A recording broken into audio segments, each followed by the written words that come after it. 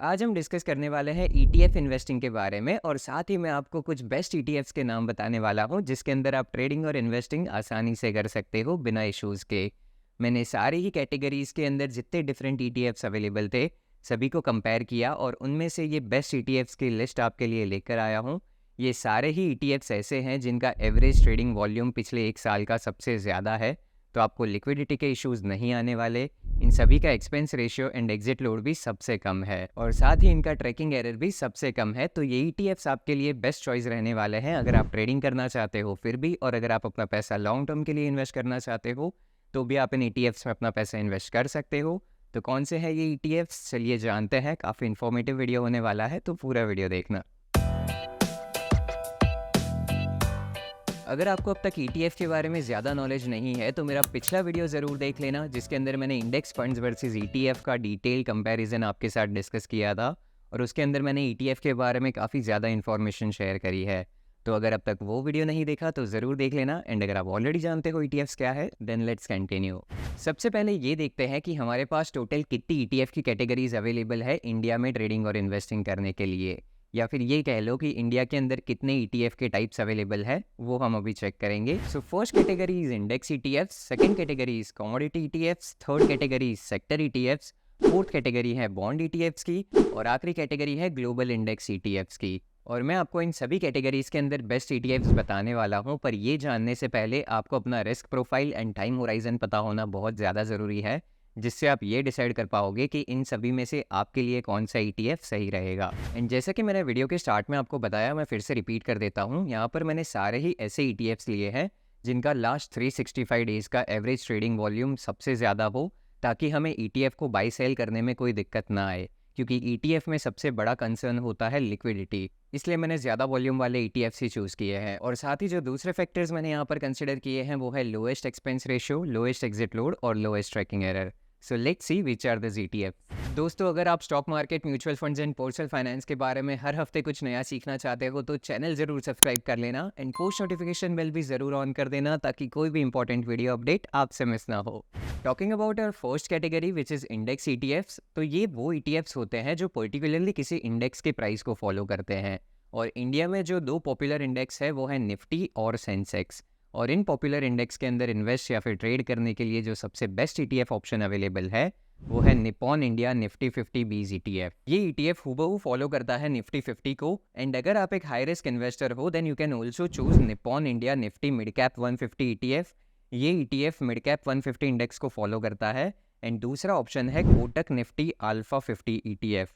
ये फॉलो करता है अल्फा 50 इंडेक्स को। मैं स्क्रीन पर इन सभी ईटीएफ्स के स्क्रिप्ट कोड्स भी साथ में मेंशन कर दूंगा, जिससे आपको इन्हें ढूंढने में कोई दिक्कत ना आए। So this three are the best ETFs अगर आप इंडेक्स ईटीएफ्स में इन्वेस्ट करने का सोच रहे हो तो। और next category is sectoral ETFs. तो ये वो ईटीएफ्स होते हैं जो पर्टिकुलरली किसी सेक्टर को फॉलो करते हैं या फिर किसी सेक्टोरियल इंडेक्स को फॉलो करते हैं, और इसी वजह से इनके अंदर रिस्क काफ़ी ज़्यादा होता है। तो अगर आप एक हाई रिस्क इन्वेस्टर हो तो ही सेक्टोरियल ईटीएफ्स को प्रेफर करना। एंड इनके अंदर जो बेस्ट ईटीएफ ऑप्शंस अवेलेबल हैं उनके नाम है निप्पॉन इंडिया पीएसयू बैंक बीज ईटीएफ। ये ईटीएफ फॉलो करता है पीएसयू बैंक इंडेक्स को। Second is Nippon India Nifty bank बीज ईटीएफ। ये ईटीएफ फॉलो करता है बैंक निफ्टी इंडेक्स को। And third is Nippon India Nifty IT ETF, और ये ईटीएफ फॉलो करता है निफ्टी आईटी इंडेक्स को। एंड इन तीनों ही इंडेक्स में इन्वेस्ट करने से पहले आपको उस पर्टिकुलर सेक्टर के बारे में अच्छा नॉलेज होना काफ़ी ज़्यादा ज़रूरी है, क्योंकि अगर आप बिना नॉलेज के इन्वेस्ट करोगे तो हो सकता है कि आपको लॉन्ग टर्म के अंदर लॉसेस देखने मिले अपने इन्वेस्टमेंट्स के ऊपर। फॉर एग्जांपल, अगर आपने निफ्टी आईटी में आज से 2 साल पहले इन्वेस्ट किया होता तो आईटी सेक्टर पिछले 2 सालों में बिल्कुल ग्रो नहीं हुआ है। जिन लोगों ने बिना नॉलेज के आईटी सेक्टर में इन्वेस्ट किया होगा उनके इन्वेस्टमेंट्स आज भी लॉसेज में हैं, लेकिन जो अवेयर हैं आईटी सेक्टर के बारे में उनको पता था कि बाहर रिसेशन चल रहा है तो आईटी कंपनीज में डाउनफॉल आने वाला है, इसीलिए वो अपना इन्वेस्टमेंट सही वक्त पर एग्जिट कर पाए थे। और इसी तरह अगर आप भी किसी सेक्टर में इन्वेस्ट करते हो तो उससे पहले आपको उस सेक्टर का बैकएंड नॉलेज होना बहुत ज़्यादा ज़रूरी है, और इन्वेस्ट करने के बाद भी आपको उस सेक्टर की न्यूज़ से अपडेटेड रहना है। तो ये एक इंपॉर्टेंट पॉइंट था जो बताना काफ़ी ज़रूरी था। चलिए, काफ़ी बातें हो गई, अब बात करते हैं नेक्स्ट कैटेगरी के बारे में। So the next category is commodity ETFs. ये वो ईटीएफ्स होते हैं जो पर्टिकुलरली किसी भी कमोडिटी इंस्ट्रूमेंट के प्राइस को फॉलो या ट्रैक करते हैं।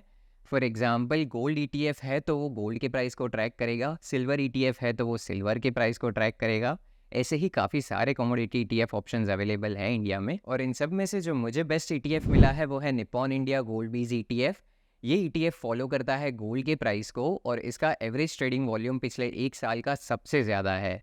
एंड गोल्ड के साथ इंडियंस का अलग ही प्यार है, तो अगर आप डिजिटली गोल्ड के अंदर इन्वेस्ट करना चाहते हो तो ये ETF काफ़ी बढ़िया ऑप्शन रहेगा। हालांकि सोवरेन गोल्ड बॉन्ड्स भी एक अच्छा ऑप्शन होता है डिजिटली गोल्ड में इन्वेस्ट करने के लिए, लेकिन अगर आपको शॉर्ट टर्म के लिए इन्वेस्ट करना है तो आप ये ETF भी प्रेफर कर सकते हो। एंड कमोडिटी ETFs के कैटेगरी में बाकी कमोडिटी इंस्ट्रूमेंट्स के भी काफ़ी सारे ETFs अवेलेबल थे, बट उन सबके अंदर वॉल्यूम काफ़ी कम था, तो वो मैंने कंसिडर नहीं किए, इसीलिए मैंने आपके साथ शेयर भी नहीं किए, ताकि आपको कोई लिक्विडिटी इश्यूज ना फेस करने पड़े उसके अंदर। Coming up to our next category which is global ETFs। तो ये वो ETFs होते हैं जो किसी ग्लोबल इंडेक्स को ट्रैक करते हैं, जैसे कि नैस्डैक 100 या फिर S&P 500 वगैरह। अगर आप अपना पैसा ग्लोबल मार्केट्स में भी इन्वेस्ट करके डाइवर्सिफाई करना चाहते हो तो ये ग्लोबल ETFs आपके लिए बेस्ट चॉइस रहेंगे।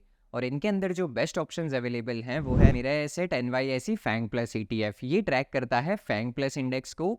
And second one is Motilal Oswal Nasdaq 100 ETF। ये ट्रैक करता है नास्डैक 100 इंडेक्स को, और ये दोनों ही ETFs काफ़ी अच्छे ऑप्शंस हैं अगर आप अपना पैसा US मार्केट में भी इन्वेस्ट करके डाइवर्सिफाई करना चाहो। वैसे तो हमारे पास ऐसे भी ETF ऑप्शंस अवेलेबल हैं जिनमें इन्वेस्ट करके हम चाइनीज़ इंडेक्स को ट्रैक कर सकते हैं, लेकिन उनको मैंने यहाँ पर कंसिडर नहीं किया क्योंकि boycott China, make in India.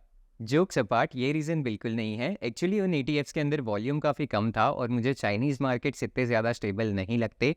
उनमें वोलेटिलिटी काफ़ी ज़्यादा हाई है, और पिछले 2-3 सालों से वो ऑलरेडी अंडर परफॉर्म कर रहे हैं काफ़ी ज़्यादा। लेकिन अगर आप चाइनीज़ मार्केट्स में भी अपना इन्वेस्टमेंट डाइवर्सिफाई करना चाहो तो उन ETFs के नेम भी स्क्रीन पर फ्लैश हो रहे होंगे, आप इनको भी कंसिडर कर सकते हो इन्वेस्टमेंट के लिए। अब तक हमने जो चारों कैटेगरीज डिस्कस करी ये सारी ही इक्विटी इन्वेस्टिंग के ऊपर बेस्ड थी, लेकिन जो हमारी लास्ट कैटेगरी है बॉन्ड ETFs, ये बेस्ड है डेट इन्वेस्टिंग के ऊपर। यहाँ पर आपका सारा पैसा डेट इंस्ट्रूमेंट्स में इन्वेस्ट होगा, तो ये काफ़ी अच्छा रिप्लेसमेंट बन सकता है डेट फंड्स का। एंड बॉन्ड ETFs के अंदर short, medium and long term के हिसाब से काफ़ी सारे अच्छे ऑप्शंस अवेलेबल थे, जिन सबको मैं सिर्फ एक वीडियो में अच्छे से कवर नहीं कर पाऊंगा। तो अगर आप अच्छे बॉन्ड ETFs के बारे में जानने के लिए भी इंटरेस्टेड हो तो मुझे कमेंट्स में ज़रूर बता देना।